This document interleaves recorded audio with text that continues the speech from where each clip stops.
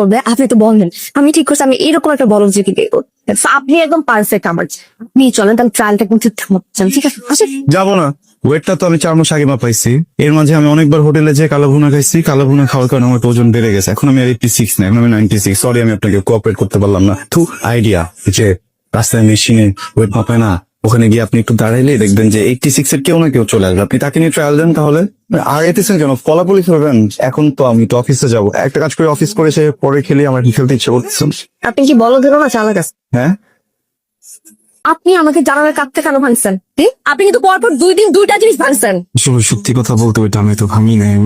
কি আপনি ভাঙেন নাই? আপনি ভাঙেন নাই অস্বীকার করতেছেন? আমি নিজের চোখে দেখছি, অস্বীকার করতে পারবেন না। আচ্ছা, অস্বীকার করবো না। আমি ক্ষতিপূরণ দিব। আগের মাসে ভাড়াটা যখন দিব আমি ওর সাথে এই কাছের টাকাটা আমি এক করে দিব। টাকা বেশি হয়ে গেছে? কথায় কথায় শুধু আমি দিয়ে দিব কি টাকা বেশি হয়ে গেছে আপনার? আমার টাকা কিভাবে বেশি হবে? আমি কি বাড়িওয়ালা? আমি তো ভাড়া দিয়া যা টাকা আমার সপ্তাহে দিয়ে দিই। সরি বলেন। সরি, আমাকে বললে তো হবে না, আমার ভাইকে বলতে হবে, কারণ আমার ভাই নিজের হাতে কাজগুলো কিনেছিল। যেমন আমাকে বলেন যান। একটু বেশ। আপনার সমস্যাটা কি? এই যে এদিকে আপনি আমাকে দিয়ে কিভাবে পালানোর চেষ্টা করতেছেন কেন? পালানোর চেষ্টা করি না তো আমি। রিক্সাটাই চলে গেল। শিট, এখন আমি অফিসে যাবো কিভাবে? করি আমার কাছে সবকিছু বলছে। কি বলছে? শুধু বলে নাই, নালিশ দিছে।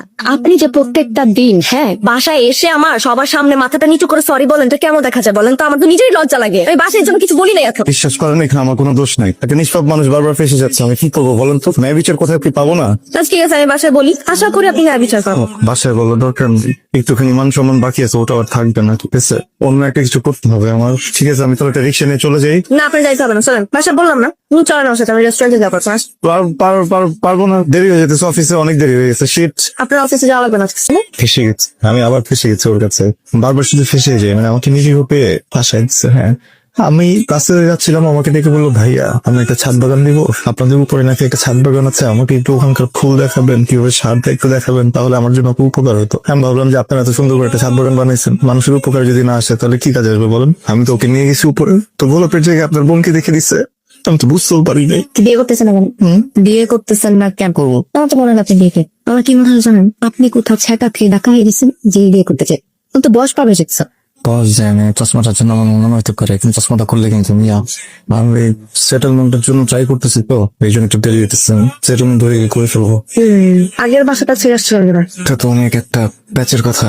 আমরা যখন বাসাটা নিতে গেছি, বাড়িওয়ালা আঙ্কেল আমাকে দেখে বললো বাবা তোমাকে তো দেখে আমি ভদ্র মনে হচ্ছে, তুমিও চশমা পরো, আমিও চশমা পরে, ঠিক আছে?